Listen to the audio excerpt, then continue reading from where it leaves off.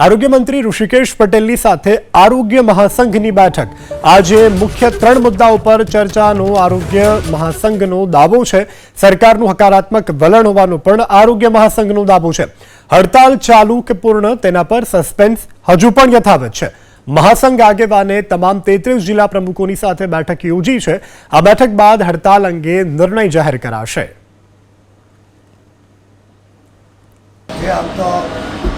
ચોક્કસ મુદતની હડતાલનો 25મો દિવસ છે।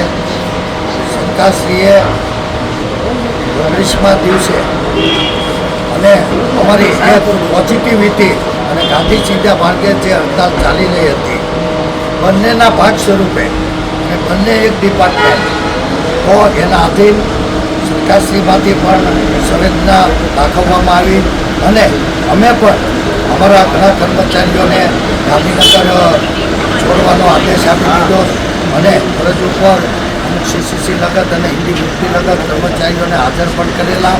પણ સરકારશ્રીએ આજે સરકારશ્રીનો આભાર કે આજે સારી રીતે એક પોઝિટિવિટી બેઠક અમને આપવામાં આવી અને અમારી માંગણીના અંતે જે બેઠક યોજાણી સરસ રીતે માનનીય ઋષિકેશભાઈ પટેલ સાહેબ આરોગ્ય મંત્રીશ્રી અને ઓલ સુપર અધિકારી સાહેબોની સાનિધ્યમાં અમારી બેઠક આજે યોજાઈ।